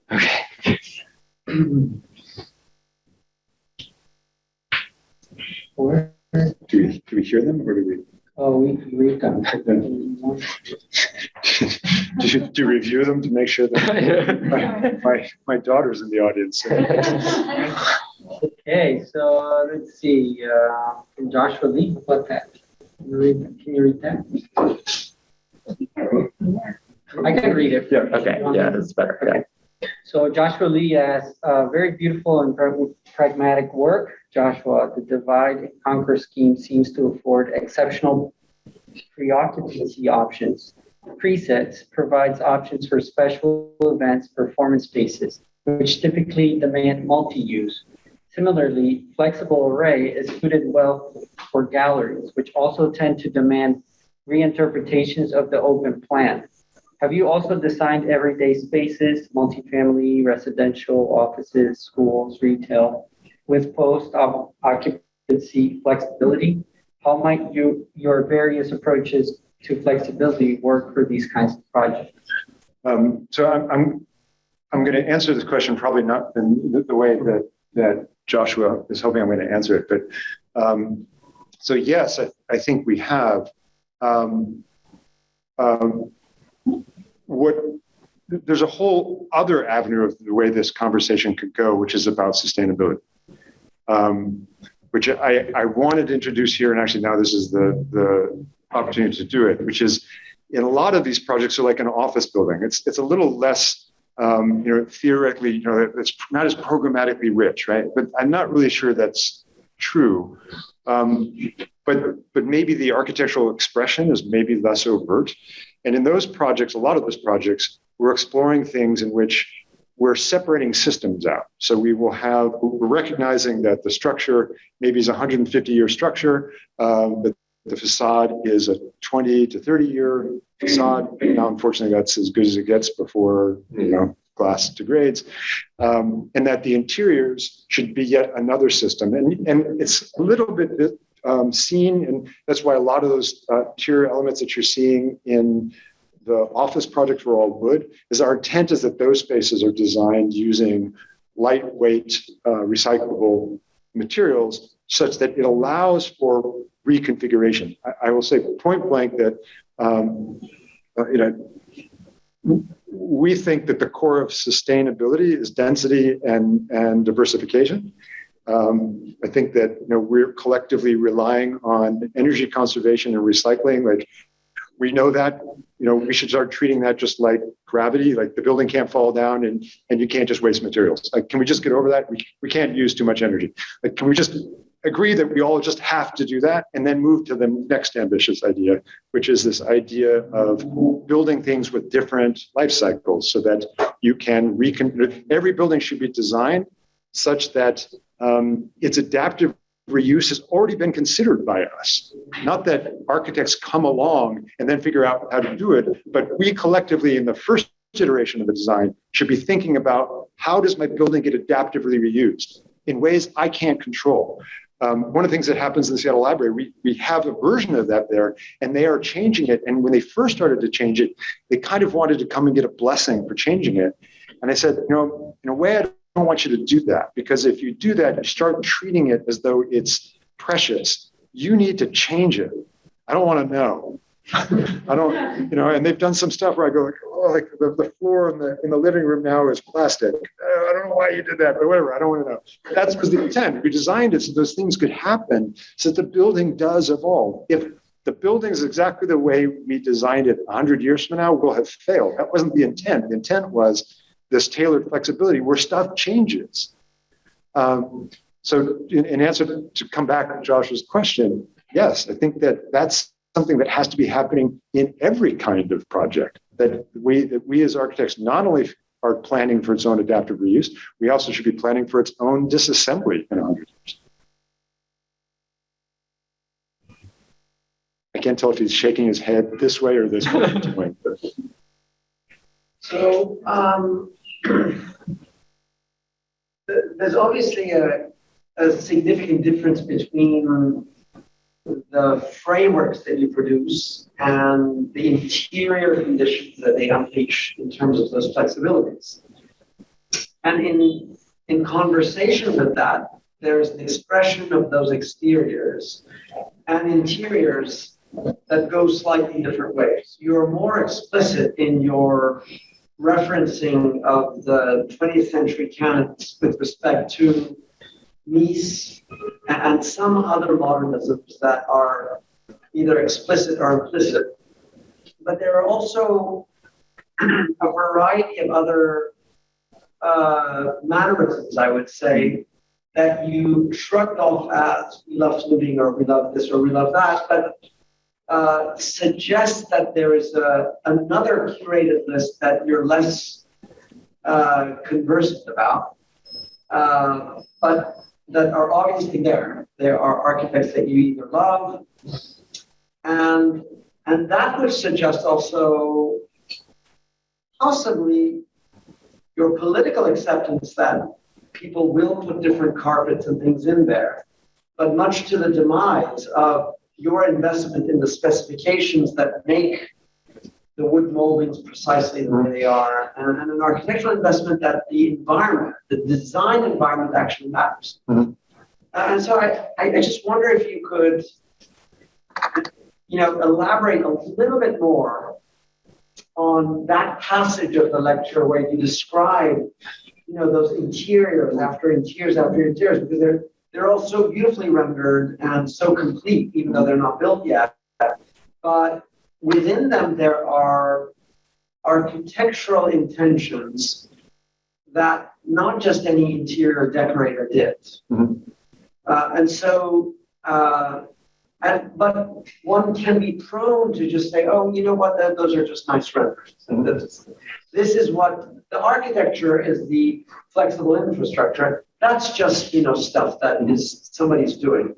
And indeed, there is a political framework in which you and I don't get to do those interiors because they commission somebody else to do that, and it just screws it up completely. But I do want you to speak about the other investments that you haven't spoken about that are highly specifiable and part of another baggage that you bring to modernism, which is very much present. So you actually you have teed up the two things I'm hammering into my students all semester, which is let me go on the record. Beauty is super important to us. But what I always say to our students, we're just not dumb enough to talk about it in public. And why? That the problem is when you start trying to argue for an architectural solution on beauty, the problem just gets into a discussion about taste. And so the ideas that I'm putting here, this is agency, and I can argue for going left or going right. And once you have this at the core of the project, it helps to make decisions. You can argue to the client why this is the material that should be used here as opposed to this, et cetera, because it's all based on a strong intellectual performative framework. It's not that we're not in the background collectively, there's so many of our staff here, it's not that we're not arguing about beauty all day long. It's just that the moment you have those arguments, and you will absolutely always have those conversations with the client, but when you base the project on them, what do you do when you say, this is what I want to do because I like it? And they go, I don't. Where do you go from there? Are they firing you? I don't know what happens. I don't ever want to find out. Like, by the time we get the I like this and they say I don't, we're talking about paint colors. And I'm fine.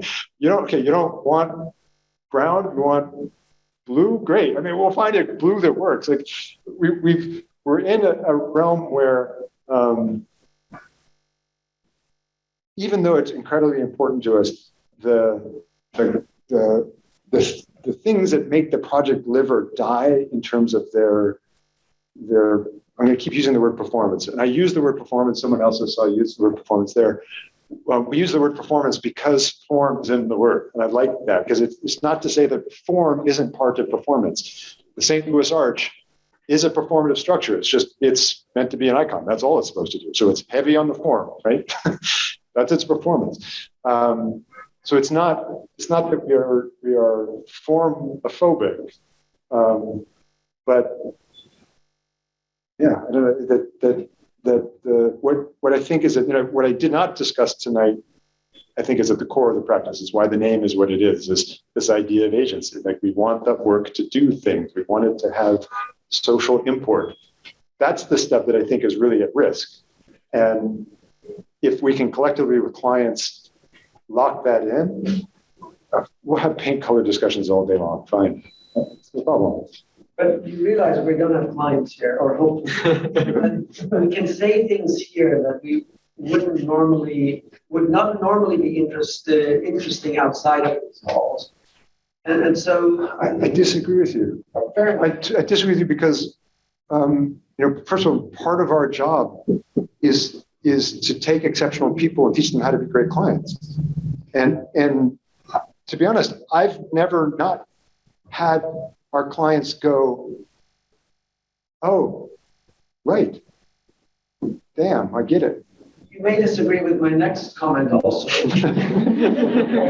There are disciplinary things at stake in your work that will not be of interest to other people, but they're there. Mm-hmm.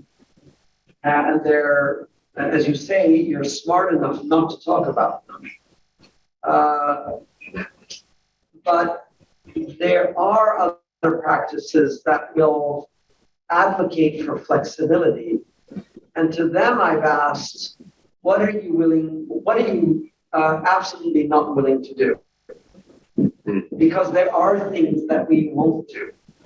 And some of them are by ethic, political ethic, but some of them have also to do with either architectural sensibilities, yes, and sometimes that includes taste, but I'm trying to also sidestep the question of beauty itself, because in my world, the appreciation that I have for Mies and Plechnik are the same. And it isn't a question of taste, is that they come together around the same set of issues. The fact that they're expressed differently is circumstantial. To be fair, I also love Shalom. So it's not, I'm into all the modernists. Like, it's not, just the ones who go to abstinence. I like the ones who are into abundance also. Right. I'm looking at Ali. I want her to answer the question of what she doesn't want to answer the question of like what wouldn't we do?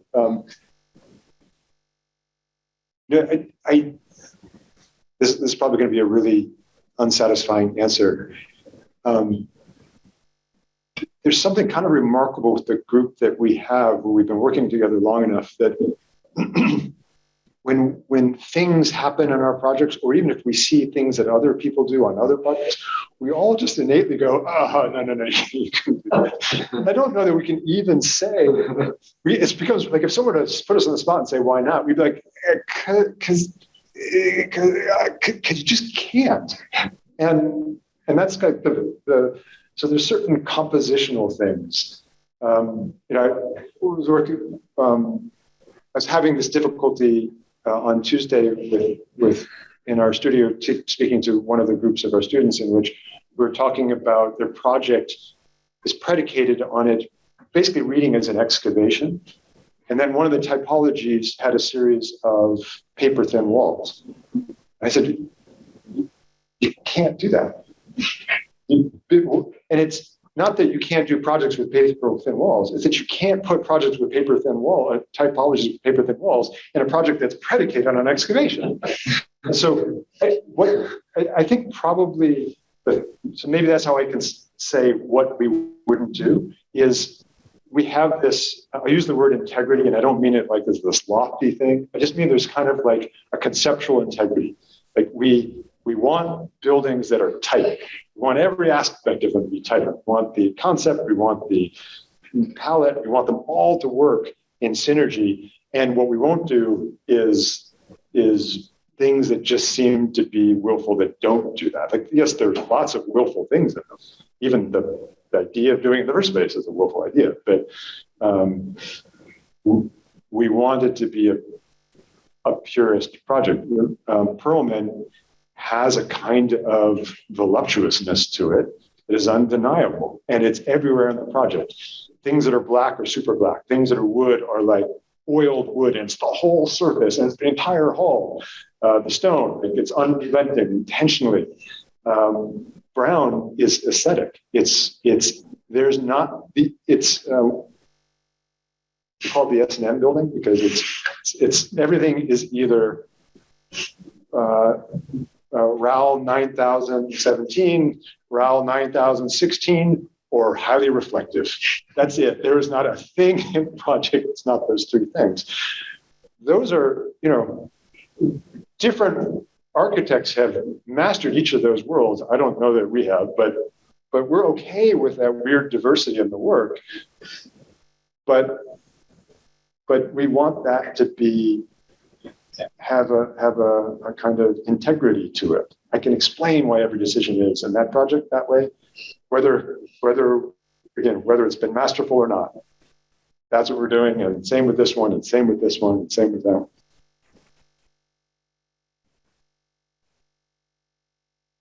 Some other questions, perhaps? Perhaps. I want to revisit what you said about newness. Has anyone Googled the name of it? It's genius, but anyway, of what is it? Tyranny of newness. No, but it's not Tyranny of Newness. That wasn't the name of the Biennale. Making history new. Yeah, make new history. And the beauty of it is that most people thought they were like, let's make a new history. That's not what they meant at all. They're like, let's make the new history, right? Let's get over this. Let's be about the person who makes the next step to get the Nobel Prize, not the person who just goes in and tries to invent a whole new sphere of inquiry out of thin air and waste so much energy doing it, which I thought was genius. I thought it was the best title and the best theme magazine. I love them, and I thought it was genius. Anyway, with that. Going back to that, I mean, why did not feel new? It felt as new as it gets when I was sitting there. I've actually never in my life bought a ticket for a performance that I had zero interest in watching. I just went because I did the tour, and it was totally devoid of humans and I mean, no show going on. So I thought I need to go back, and the show I had no interest, but I still went. And you start feeling surprised, then shocked. Then when the street interacts, I mean, it's a new player that you just bring it. I've never seen that before. And then you turn to awe, and then you're. It's a pretty. As new as I. But there's a great precedent for the Wiley Theater, and that's the Schellbühne in Berlin. And it's an adaptation of, I don't remember the exact year, but it was a Mendelssohn building that was for something else. And then in the 70s, they adapted it into a theater. It doesn't have that ability to open the auditorium up to the exterior. But, one thing I didn't discuss about the buildings that transform is one of the lessons that we can tell you over and over again is do not beta test anything. Like invent application of technology, don't invent the technology. Just use stuff that's warranted. What the Schellbühne did is it used scissor lifts from Mercedes-Benz. And it's this wildly flexible building that is all predicated on just this super dumb pneumatic structure. It sits under it and allows everything to change and combine and so forth. And that was the theater that we went and we looked at and we just kind of went, oh, okay, that's what this has to be. That now we understand. So it's not new. Usually when I present the Wiley, the first thing I do is I present the Schellbühne. Say that this is what they were doing. This is what we learned, and wow, and you did not access this. You did not access the street from the. No, but there are other projects that do. And we're not the first person to do that. There's an amazing cinema in Rotterdam. I don't even know who did it, but it's right next to the train station. I think it's it's not on the Schellbühne, but it's right next to the train station. And it's a cinema like on the 5th or 6th floor of a building. And at the end of the show, it opens up and you see Rotterdam. And then there was all this construction in downtown Rotterdam, and someone did what they called the dance of the cranes. And they got the crane operators, and there's like 20 different cranes on the horizon, and they got them to make them all in unison. And this little cinema sold out because we were all just like, and it was set to music, and it went on for like an hour, and it was just cranes spinning. It was the most amazing thing I've ever seen. We didn't invent that. Someone else did. I don't know who. Like, I'm not even sure anyone knows the architect of that little cinema, but it had a glass wall looking out over the city. And I have no problem saying we cribbed that. That was genius. I have no problem talking about my favorite building on the planet is Bunshaft's Beinecke Rare Books Library. I studied there every day in graduate school. Clearly, the Perlman has a nod to Beinecke. We've gone in our own direction, but it's got translucent marble, and we were able to update it so it has an energy performance. That building doesn't. It's a radiator, but I don't see why we have to have hangups about those things. Again, that's the genius of make new history. Does it have integrity? Great, do it. that's the litmus test. Just going back to you said, that's the one thing we won't do. I hope we won't do things that don't have integrity. Afterwards, I read that you like buildings to do things. Yeah. And Yeah. building definitely. Yeah. That's the underlying. And in fact, that's the lecture I usually give in schools. Is why is the name of the firm Rex? And it's about agency, and that we want buildings that do things, not just simply represent, meaning they have to be beautiful. We believe in beauty, but that's not how we conceive them. That's not how we argue them. But the beauty, it's our job to make it have profound performance that includes beauty. It's just our job. It's like also we need to make it stand up, and we need to make sure that people can egress in a horrible event, and we need to make sure it's ADA compliant, and we need to make sure that it's highly sustainable, period. And those are just, of course, it has to be beautiful. Why would we do it and not? We can disagree on whether or not you think it's beautiful. We think it is.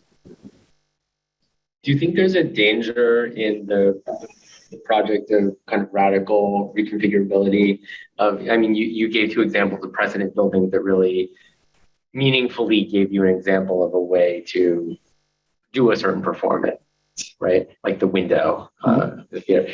Do you think that there's some danger of the radical flexibility actually taking away an identity of the thing for future reuse? When you say future reuse, that's the one thing I didn't think you were going to say. Does it take away some of the possibility of the base use? No. I mean, like configurability come at the expense of basic need. No. I mean, does it take away the possibility that, like the Soho loft, that got repurposed as a new kind of space for art, right? It never had that purpose. It was a reuse of a typology. It produced another kind of environment within the city. It's a kind of urban accumulation of old types, let's say. Is the project of, you had talked about adaptive reuse a little and finding something and doing something else with it. With that is also clearly a project of kind of discovering things you didn't know a building could do in that process. Is the flexibility of your buildings, does that prevent building having enough of a fixed identity that someone else could misinterpret it in the future, let's say?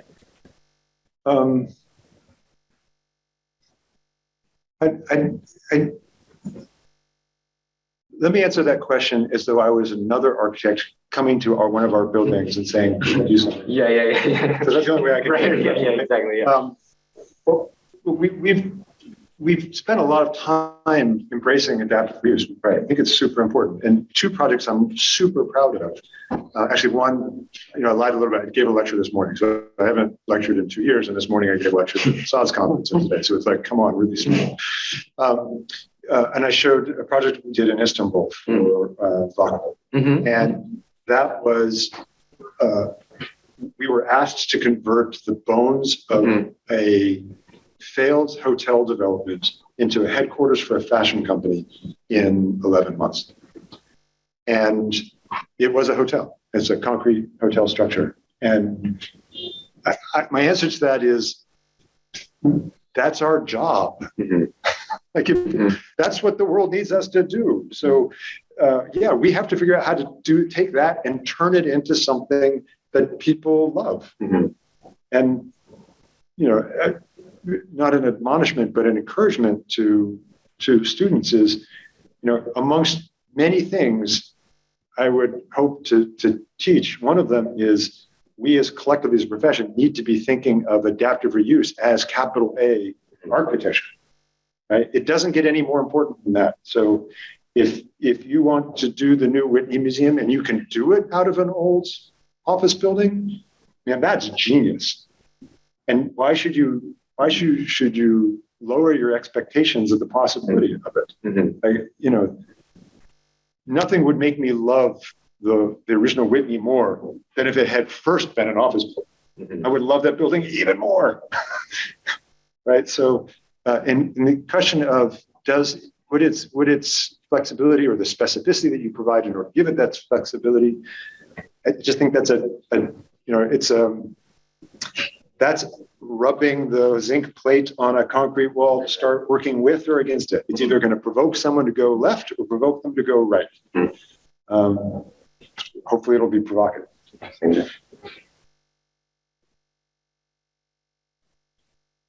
Okay. There aren't any more questions then. Some in the chat are too. Oh. You can just scroll up. I'm curious what the one that says about religion. That seems, speaking of provocative. If Rex has a religion, it seems to be performance. Your projects each indicate clear value propositions that seem to be quantifiable in terms of economic value. In a world where architectural designers are paid at least half what software designers are, does the religion of performance offer some redemption, perhaps in terms of contracts, example percentage of value delivered for the profession of architecture? For example, with Wiley Theater tripling sales over the next 4 years, based on your notion of flexibility, couldn't Rex take a cut?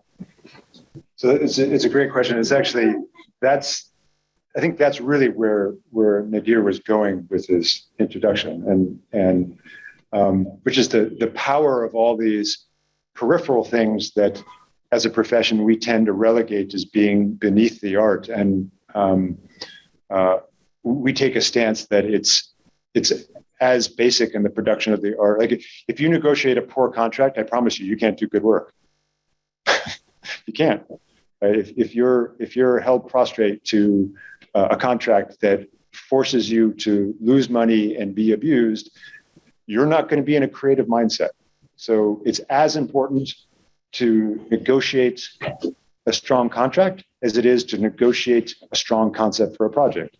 I've had many clients who say after our original contract negotiation, like, and are you this difficult in everything? And I say to them, wait, hold on a second. That's unfair. Right now, we don't have a relationship. My relationship is with my staff. I'm looking out for their interests and mine. We sign on the dotted line. Now I have a fiduciary responsibility to you. Do you really want an architect who's a pushover in a contract negotiation? Because they're going to be a pushover in everything. They're not going to fight for your interest when a contractor pulls something. They may not know how. Don't you want someone who can argue and take a strong stand? So, and yes, there are all kinds of models that we take when we negotiate our contracts, when we negotiate our fees. I think one of the things that as a profession, I really hate is the notion of a termination for convenience. Let me explain quickly why. If we as a profession are doing our jobs right, we're creating intellectual property. Right? We're not just providing a service. There's a separate value.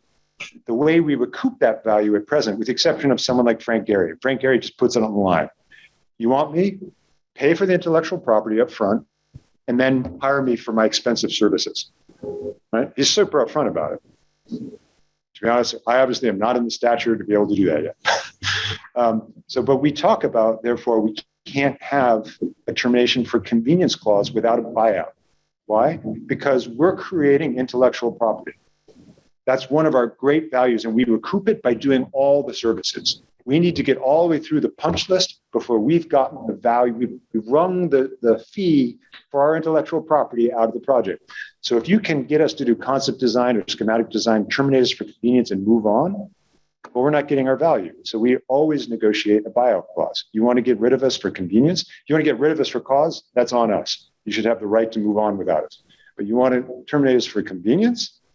That's going to cost you because we need to recoup our value. So in that regard, and there's lots of examples of that where, and I wouldn't say that, I don't understand in any universe where that could be conceived as unfair. Now, clients say it is all the time. It's like, and people will pay for a Gursky to hang it on their wall of their living room, and they don't get to own the intellectual property at all. And he can go reproduce that a number of times after, and they don't complain about that at all. And they're willing to pay him amount that actually rivals our architectural fee. And we can go to prison and we're going to work on the project for 7 years. I'm just like, come on, that's absurd. So we need to be able to recoup the value of our services and our intellectual property. Again, that's a kind of a tangent, but it's just going to that point of, yeah, I think there are models and scenarios where we want to cut. We've talked to developers on not of the projects that I showed today, but we've done projects and we've pitched developers on projects where we say, you know what, you should pay us for our direct costs, but we want to be an investor. We want our profit margin linked to the sale of this project, and that's X. And you know what? They usually refuse because they realize you're onto something, if I can be honest. You start to understand your value and you want a cut of it. Yeah. So I think there's a lot of potential. Are we super successful at it? No, I don't think anyone except Frank Gehry right now is super successful. But it's a conversation we have openly, and it's a conversation that should be happening in schools, and it's a conversation that should be having at AIA conventions. And it is not beneath architecture. It is the core of architecture. As I said, good architecture is done out of a position of happiness. So you have to be happy. Everyone, including the client. It's not just you. It's a mutually happy agreement. It's a fair agreement. It's not if it's lopsided for you, client's not happy. That's not going to create great architecture. It's got to be fair. That's probably a good place to stop. Okay, well, thank you very much.